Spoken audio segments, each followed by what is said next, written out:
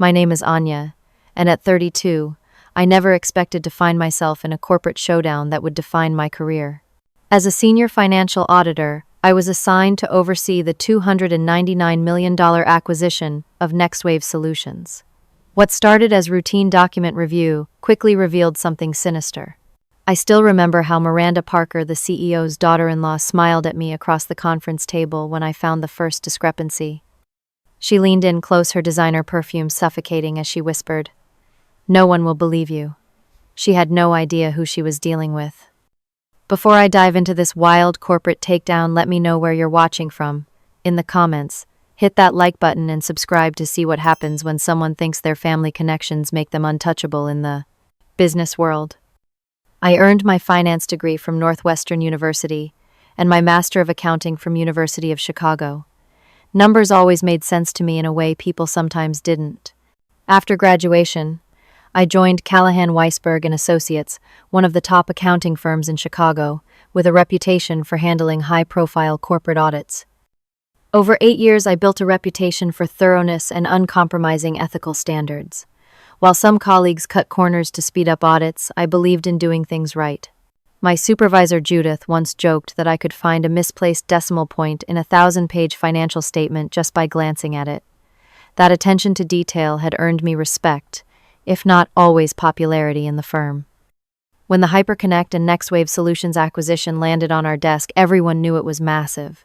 Hyperconnect was a tech giant that had revolutionized cloud security services, while NextWave was the darling of Silicon Valley, a startup that had developed an artificial intelligence platform that could predict market trends with uncanny accuracy.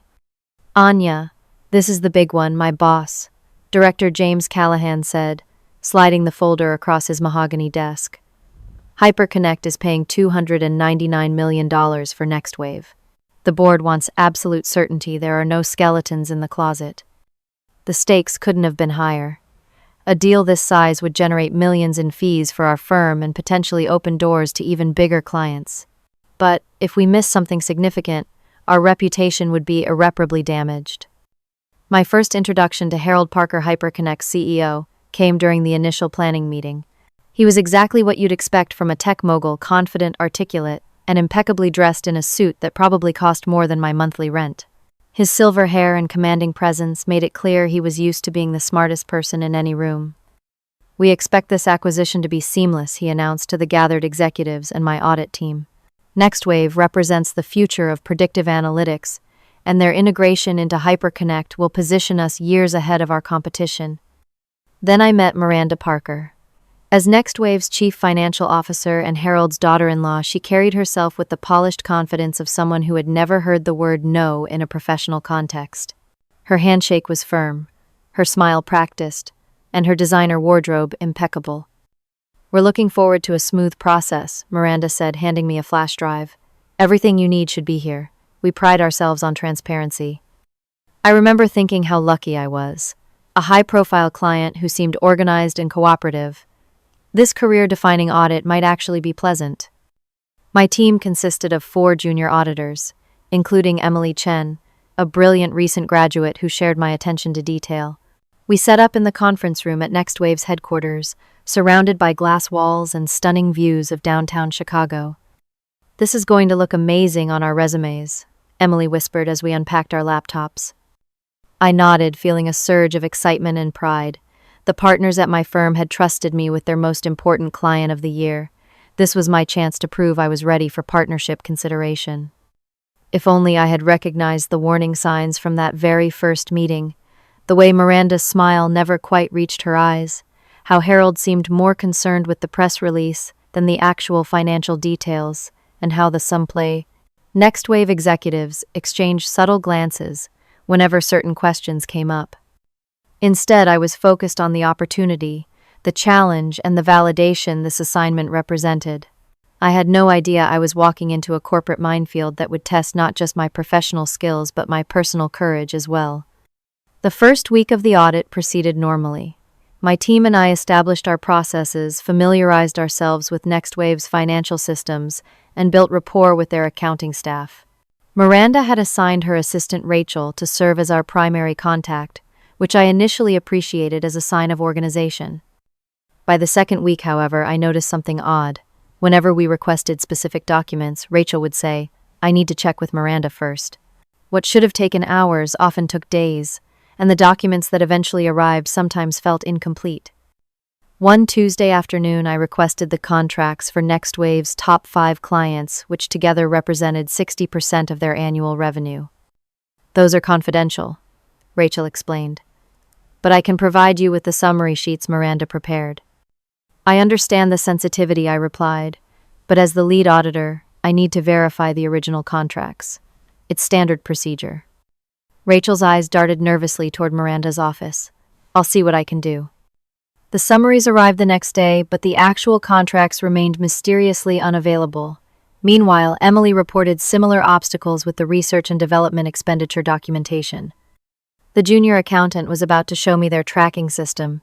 Emily told me over lunch when Miranda walked in and said he was needed for another task. It was weird, like she was monitoring my movements.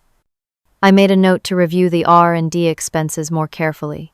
For a tech company like NextWave, those numbers would be substantial and could easily hide irregularities. The first real red flag appeared 3 weeks into the audit. Working late one evening, I accessed a shared server folder that Rachel had given us for document exchange. Clicking through subfolders, I noticed one labeled Board Presentations Draft.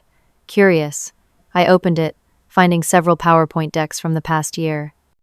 The most recent presentation, dated just 2 months earlier, contained quarterly revenue projections that differed significantly from the official figures provided in our audit package.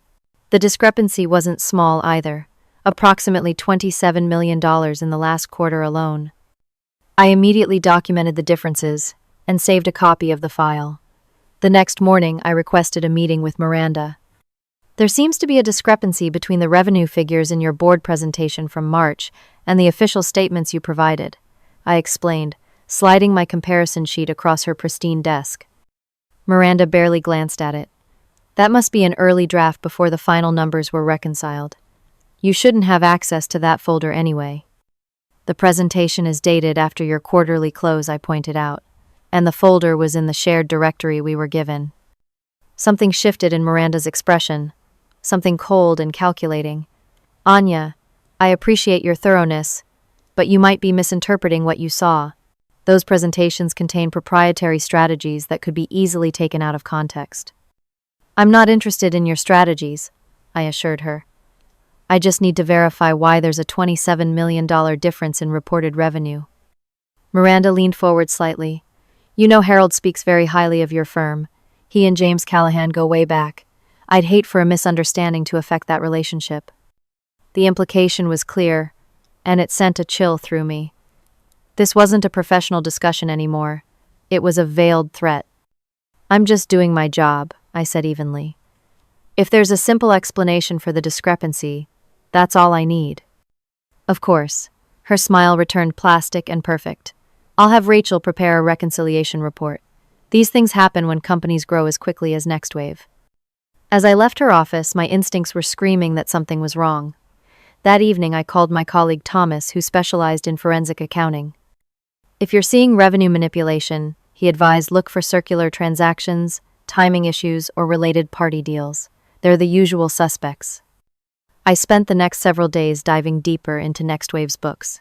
The more I looked, the more inconsistencies appeared. Clients with impressive revenues, but minimal digital footprints, consulting contracts with vague deliverables, and international transactions that seemed unnecessarily complex.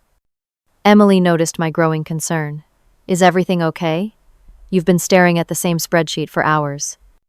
I trusted Emily, but I wasn't ready to share my suspicions. "Just being thorough. How's the inventory verification coming along?" "That's actually why I wanted to talk to you," she said, lowering her voice. "When I asked to see their software repository for the AI algorithms they're valuing at $80 million, the tech lead said all access requires Miranda's personal approval. Isn't that unusual for a CFO to control technical access?" It was another red flag. In properly governed organizations, no single executive should have that kind of universal control. The situation escalated when I overheard a heated conversation between Miranda and a NextWave accountant named Nathan in the break room. They didn't notice me approaching. Just make the entries as directed, Miranda was saying. The acquisition is happening in 6 weeks, and after that, no one will care about these adjustments. But the recognition criteria aren't met, Nathan protested. We can't book revenue on contracts that haven't even started. That's not your decision to make, Miranda snapped. Just do your job if you want to keep it. They both fell silent when I walked in. Nathan's face flushed with embarrassment while Miranda gave me a cold stare before walking out. That night I couldn't sleep. The pieces were starting to form a disturbing picture, but I needed more evidence before I could take action. Miranda's warning about her connection to my firm's leadership weighed heavily on me. If I raised concerns without ironclad proof, whose word would carry more weight, mine or the daughter-in-law of a powerful CEO, about to bring millions in fees to the firm? I was facing the first real ethical crisis of my career, and the path forward was anything but clear. Over the next 2 weeks, I methodically built my case. Each morning, I arrived at the office by 6:30 before most of NextWave's staff, giving me quiet time to analyze data without interruption. Each evening, I stayed late, carefully documenting every inconsistency I found. Meanwhile, Miranda's tactics escalated. Suddenly, I was no longer included in certain meetings. Just a technical discussion, Rachel would explain. Miranda thought it wouldn't be relevant to your audit. Access to key personnel became increasingly restricted. Even the shared server folder that had contained the revealing board presentation was mysteriously reorganized, with many documents no longer available. Director James called from our firm's headquarters, his tone unusually tense. "How's the audit progressing, Anya?" Harold Parker called me personally to ask about the timeline. "We're making progress," I said carefully, "but I've encountered some issues that require additional verification." "What kind of issues?" His voice sharpened. "Potential revenue recognition irregularities. Some of the client contracts don't align with reported earnings." A long pause followed. "Anya, you know how important this client is to the firm. Are you absolutely certain there's an issue? NextWave is a tech company with complex revenue streams. Their accounting might just be more sophisticated than what you're used to." The implication stung. I had handled plenty of complex clients before. "I understand the importance," I replied. "That's why I'm being thorough. I wouldn't raise concerns without reason." "Just make sure you're not creating problems where none exist," he warned before hanging up. The pressure was mounting from all sides, but an unexpected ally emerged. Nathan, the accountant I'd overheard arguing with Miranda, approached me in the parking garage one evening. "I need to talk to you," he said, glancing nervously over his shoulder. "Not here. Can we meet somewhere else?" We agreed to meet at a coffee shop several blocks away. Nathan looked exhausted, dark circles under his eyes, and his hands slightly shaking as he clutched his coffee cup. "I've been with NextWave for 3 years," he began. "Things were legitimate at first. Real innovation, real clients. But about 18 months ago, when acquisition talks started with Hyperconnect, everything changed. Miranda began pressuring the accounting team to accelerate revenue recognition and optimize asset valuation." He slid a USB drive across the table. "This has the original contract versions for our top 7 clients, along with the modified versions that were created for the acquisition. The differences are significant." "Why are you showing me this?" I asked, though I already knew the answer. "Because what's happening is wrong," he said simply, "and because Miranda threatened my job when I questioned it." The USB drive contained exactly what Nathan had described: evidence of systematic fraud. Original contracts had been modified to inflate values. Revenue that should have been recognized over years was being front-loaded into recent quarters. Most damning of all 3 of NextWave's supposedly largest clients appeared to be shell companies with connections to Miranda's former business associates. The next day, Nathan didn't come to work. "He's taking an extended leave for personal reasons," Rachel informed me when I asked. The look in her eyes told me she didn't believe this explanation any more than I did. That afternoon, I discovered that NextWave's valuation was inflated by at least $87 million through fake contracts and accounting manipulations. This wasn't just aggressive accounting, it was outright fraud. As I was leaving that evening, Miranda appeared beside my car in the parking garage. "I noticed you've been putting in very long hours," she said, her voice echoing slightly in the concrete structure. "Dedication is admirable, but I'm concerned you might be focusing on irrelevant details." "I'm just being thorough," I replied, trying to keep my voice steady. "Thorough is one thing, obstruction is another." Her tone hardened. You have no idea who you're dealing with. This acquisition is happening. Hyperconnect needs Next Wave's technology, and Next Wave needs Hyperconnect's resources. The boards of both companies want this deal. The shareholders want this deal. No one will thank you for derailing it over accounting technicalities. Fraud isn't a technicality, I said, immediately regretting my directness. Miranda's smile was chilling. Fraud is a serious accusation, one that could end a promising career if made without absolute proof. She checked her designer watch. I have a dinner with Harold and the Hyperconnect board tonight. We'll be discussing the final stages of the acquisition. I suggest you consider very carefully what you include in your audit report. As she walked away, the sound of her heels echoing through the garage, the full weight of what I was facing crashed down on me. This wasn't just about cooking the books. Miranda stood to personally gain millions from this acquisition through her executive compensation package. Back at my apartment, I spread my evidence across my dining table. The more I reviewed, the clearer the picture became. But would it be enough? And what would it cost me professionally to pursue this? My phone buzzed with a text from Emily. Director James asked me about our progress today. He seemed annoyed when I mentioned the revenue verification was taking longer than expected. Is everything okay? My colleagues were starting to feel the pressure too. I was potentially putting their careers at risk along with my own. That night, I barely slept, plagued by anxiety attacks that left me gasping for breath. Was I willing to sacrifice everything I'd worked for? But then again, how could I live with myself if I looked the other way? By morning, Miranda had already made her next move. An email from Director James informed me that due to client concerns about the audit timeline, he would be joining me on site the following day to facilitate progress. The walls were closing in, and I was running out of time. Director James arrived the next morning, his presence immediately changing the dynamics of our audit. He scheduled a private lunch with Miranda, excluding me entirely, and spent the afternoon reviewing our work with barely concealed impatience. "You've been extremely meticulous," he remarked, the word sounding like an accusation rather than a compliment. "But I'm not seeing evidence of the serious issues you mentioned. Perhaps we've been overcomplicating things." I've documented everything I insisted, showing him the file of discrepancies I'd compiled. "These aren't minor issues. The revenue numbers are systematically inflated." He skimmed the documents with visible disinterest. "Anya, in acquisitions of this scale, there are always different interpretations of accounting principles. Next Wave is using aggressive but acceptable methods."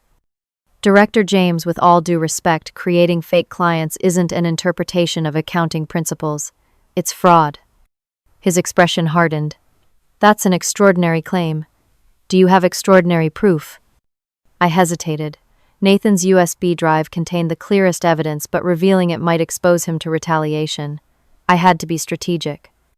"I'm still gathering conclusive documentation," I admitted, "but the patterns are clear. The partners are concerned that you may have developed an unreasonable bias against this client," he said. "Miranda has complained about your hostile approach and unwillingness to accept explanations. Some are suggesting we should reassign the audit leadership." The threat was unmistakable. Back at my hotel that evening, I contemplated backing down. My career, which I'd built meticulously over years, was hanging by a thread. Maybe I was overreacting. Maybe the accounting irregularities weren't as serious as I thought. But every time I reviewed the evidence, the conclusion was inescapable. This was deliberate, systematic fraud, and Miranda Parker was orchestrating it. I called my mentor, Catherine Roberts, who had retired from our firm 2 years earlier. After listening to my situation, she was silent for a long moment. "Anya, do you know why I always believed you'd make an exceptional auditor?" she finally asked. "It wasn't just your skill with numbers, it was your integrity. In our profession, that's ultimately all we have. But what if standing by my integrity costs me everything I've worked for?" "Then you'll rebuild," she said simply. "But if you compromise your integrity, you'll lose something far more difficult to recover." Catherine also provided practical advice. For acquisitions exceeding $250 million, the Federal Trade Commission and Securities Exchange Commission both have oversight roles. They provide whistleblower protections, document everything, create secure backups, and know your rights. That night, I researched the regulatory requirements Catherine had mentioned and developed a plan. I needed irrefutable evidence that even Director James couldn't dismiss. The next morning, Miranda was waiting in the conference room, a satisfied smile on her face, as Director James informed me that he would be taking a more active role in the audit completion. During a moment alone, Miranda approached me. "I understand your concerns have been addressed. Smart decision. We all win when this acquisition goes through smoothly." "I'm just following the evidence," I replied neutrally. Her smile faded. "Let me be perfectly clear. If you continue pushing this non-existent issue, I will ensure your reputation is destroyed. No one will believe you over me.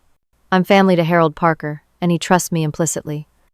I maintained my professional demeanor, but inside something shifted. This wasn't just about numbers anymore. This was about power and the assumption that connections could override truth. That afternoon, I made two crucial discoveries. First, by discreetly researching Miranda's career history, I found that she had been involved in 3 previous acquisitions, always on the selling company's side, and always with unexplained departures of financial staff before the deals closed. Second, and more importantly, I learned that Miranda's executive compensation package included a $22 million bonus contingent on NextWave's acquisition at the full valuation. She had a direct personal financial interest in making the company appear more valuable than it was. Meanwhile, I'd carefully cultivated a relationship with the IT manager under the pretext of needing technical help with data access. Through him, I discovered that while Miranda had been deleting incriminating emails from the server, the company's backup system retained copies. Using my audit authority, I quietly requested a restoration of email archives for verification purposes. When Director James announced that the firm's partners were considering removing me from the audit after client complaints about unnecessary delays, I knew time was running out.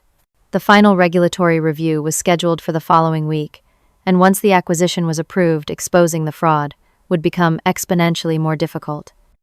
In a private moment, I confronted Miranda directly. "I know about the shell companies, I know about the inflated contracts, and I know about your $22 million acquisition bonus." For a brief moment, her mask slipped, revealing the calculating person beneath. Then she laughed. "No one will believe you. It's your word against mine. And who do you think they'll believe, the dedicated CFO, helping to create a tech powerhouse, or a disgruntled auditor who couldn't understand our innovative business model?" What Miranda didn't know was that I had already secured the original email server records, including messages where she explicitly directed staff to create backdated contracts and inflated revenue projections. As she walked away confident in her victory, I finalized my preparation for the regulatory review. Whatever the personal cost, the truth needed to come out. The day of the final regulatory review arrived with a tension that seemed to permeate the entire NextWave headquarters. The conference room had been prepared with elaborate care, fresh flowers, premium coffee service, and leather portfolios for each attendee. This wasn't just a meeting, it was a performance designed to impress. Harold Parker arrived first, accompanied by HyperConnect's legal team. He nodded curtly in my direction, his earlier warmth notably absent. Director James positioned himself prominently at the table, clearly signaling his leadership of our audit team. I took a seat near the back, my laptop and a slim folder of documents in front of me. When Miranda entered, she exuded confidence in a tailored navy suit that probably cost more than my monthly salary. She exchanged warm greetings with everyone except me, whom she acknowledged with only the briefest glance. The regulatory team arrived precisely on time, 3 representatives from the Federal Trade Commission and 2 from the Securities Exchange Commission. Their lead commissioner, Bradley Wilson, was a serious man with graying hair and penetrating eyes that seemed to miss nothing. "Let's get started," he announced after introductions. "We have a lot to cover today." Harold opened with an overview of the strategic rationale for the acquisition. HyperConnect and NextWave together will create an unparalleled technology platform, he explained enthusiastically. NextWave's predictive analytics, combined with our security infrastructure, represents the future of protected digital commerce. When Commissioner Wilson asked about financial diligence, Director James jumped in before I could speak. "Our firm has conducted a comprehensive audit," he assured everyone. "While we had some initial questions, everything has been thoroughly resolved to our satisfaction." I noticed Miranda's slight smile at this statement. She thought she had won. The meeting progressed through technical discussions, market analysis, and competitive impact assessments. Throughout it all, I remained silent, waiting for the right moment. That moment came when Commissioner Wilson turned to the financial specifics. "Now regarding NextWave's valuation components," he said, consulting his notes. "The $299 million figure is based primarily on your client contracts, proprietary technology, and projected revenue growth. Is that correct?" Miranda nodded confidently. "Yes, Commissioner. NextWave has established contracts with major clients across multiple sectors, generating stable recurring revenue. Our projections show continued growth at 32% annually." "And these projections have been independently verified?" the Commissioner asked. "Absolutely," Miranda replied. "The audit team has reviewed everything." She gestured toward Director James, who nodded in agreement. "Miss Matthews," Commissioner Wilson turned to me unexpectedly. "As the senior auditor who's been on site throughout this process, do you concur with this assessment?" The room fell silent. I could feel Director James's warning glare, Harold's sudden attention, and Miranda's barely concealed alarm.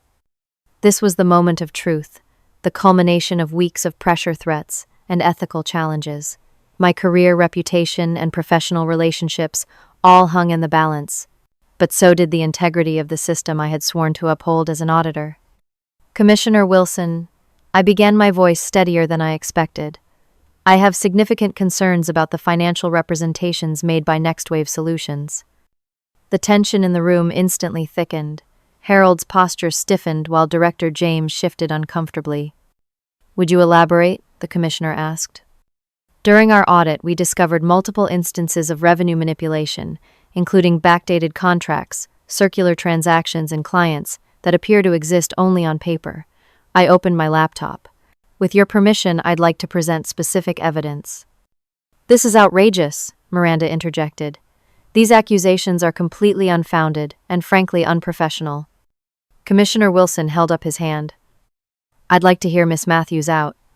Using the conference room's projection system, I methodically presented the evidence. I had compiled the discrepancies between internal and external revenue reports, the shell companies disguised as major clients, and the pattern of manipulation that had inflated NextWave's valuation by at least $87 million.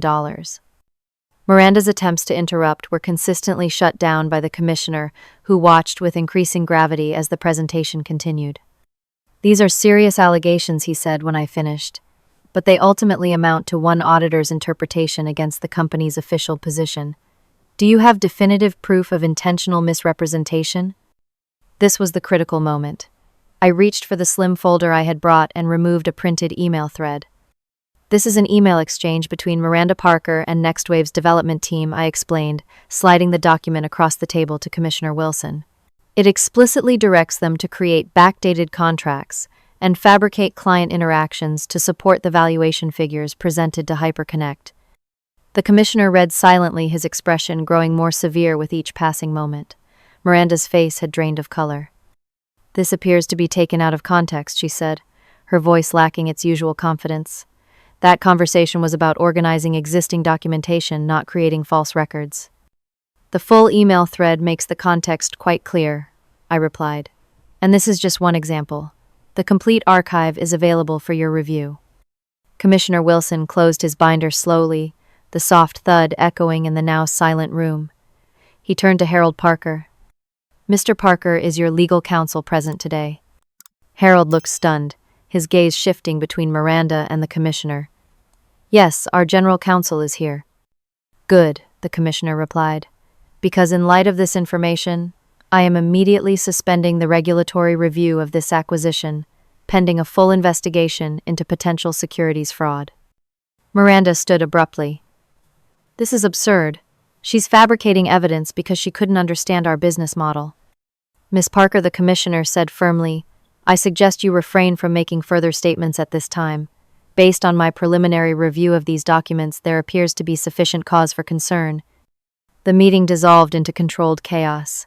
The regulatory team huddled with their attorneys. Hyperconnect's legal counsel surrounded Harold, speaking in urgent whispers. Director James sat frozen, the implications for our firm clearly dawning on him. Miranda stared at me with undisguised hatred. "You have no idea what you've done," she hissed as she passed my chair. But I did know. I had done exactly what I was professionally and ethically obligated to do, tell the truth regardless of the consequences. As the executives filed out, Commissioner Wilson approached me. "That took considerable courage, Miss Matthews. We'll need your continued cooperation in the investigation." I nodded, a complex mixture of vindication and anxiety washing over me. The battle was only beginning, but at least now it would be fought in the open with the truth as my ally. The fallout was immediate and far-reaching. By the end of the day, trading in both Hyperconnect and NextWave shares had been temporarily suspended, pending investigation. Emergency board meetings were called at both companies. Miranda was placed on administrative leave, though the public announcement carefully used the phrase, "taking time off to address personal matters." I returned to my firm's offices the following morning to find a very different reception than I had anticipated. Instead of the disciplinary meeting I had expected, I was ushered into a conference room where the entire partnership committee awaited. "The Securities Exchange Commission has contacted us directly." Senior partner Eleanor Weisberg informed me, her expression grave. "They've initiated a formal investigation into NextWave's financial reporting and have requested our full cooperation." Director James sat at the far end of the table, unable to meet my eyes. The firm's general counsel explained that they had already engaged outside legal representation to manage the firm's response to the investigation. "While we process this situation," Eleanor continued, "you'll be placed on paid administrative leave. This is standard procedure during an investigation of this magnitude, not a punitive measure." It felt punitive regardless of how they framed it. As I packed up my personal items under the watchful eye of HR colleagues I'd worked with for years, suddenly found reasons to avoid the area around my desk. Whispers followed me to the elevator. I had become radioactive. At home, I alternated between vindication and panic. I had done the right thing, but at what cost? My professional reputation was in limbo, my career trajectory derailed, and my financial security uncertain. The media coverage began the next day. "Acquisition halted amid fraud allegations" headlined the Wall Street Journal. Business networks ran segments analyzing the potential impact on the tech sector. Industry publications speculated about what this meant for startup valuations and acquisition due diligence. None mentioned me by name initially, a small mercy, but that changed when a technology blog published an article titled, "The Auditor Who Couldn't Be Bought." Suddenly, I was receiving LinkedIn requests from strangers and emails from journalists seeking comments. My firm's communications department sent a terse message instructing me not to speak with the media under any circumstances. "All inquiries should be directed to legal counsel," the email stated. A week into the investigation, NextWave's true financial situation began to emerge. The company was carrying significant debt that had been obscured through complex accounting maneuvers. Several of their supposed major clients were indeed shell companies with no actual business operations. Their revolutionary AI platform, while impressive in demos, was far less developed than publicly claimed. Harold Parker's reaction was calculated and cold. In a press statement, he expressed deep disappointment in the apparent misrepresentations and assured investors that Hyperconnect had been another victim of this deception. No mention was made of his daughter-in-law's role or his own failure of oversight. Support came from unexpected quarters. Nathan, the NextWave accountant, who had first shared evidence with me, contacted me through a secure email service.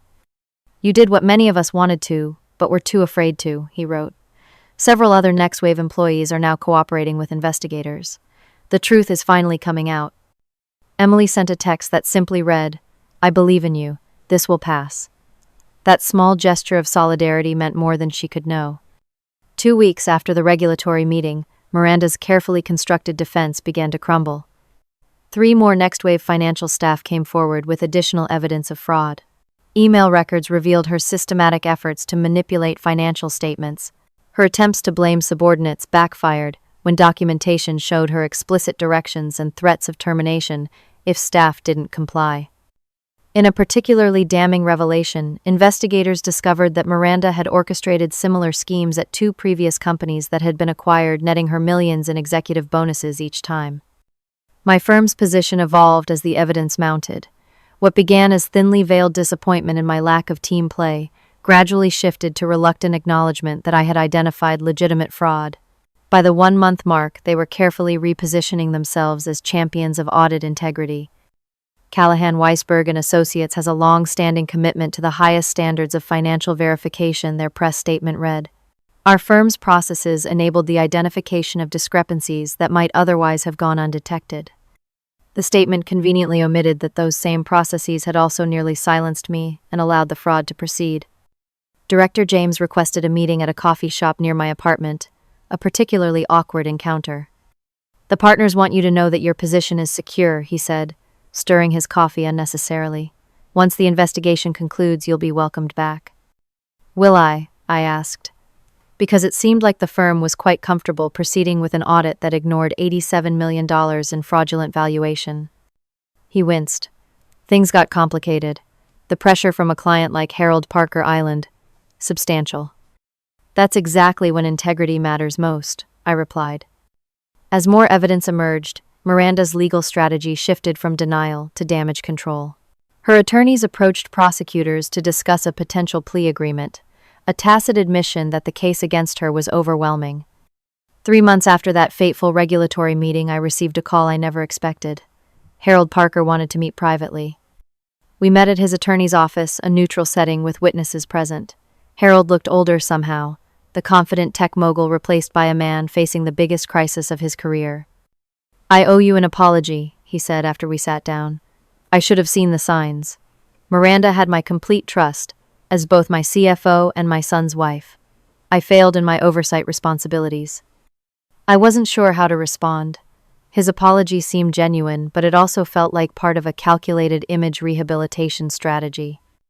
The board has asked me to step down temporarily while we rebuild investor confidence, he continued. But before I do, I wanted to acknowledge your professionalism. It would have been easier to look the other way. Many would have.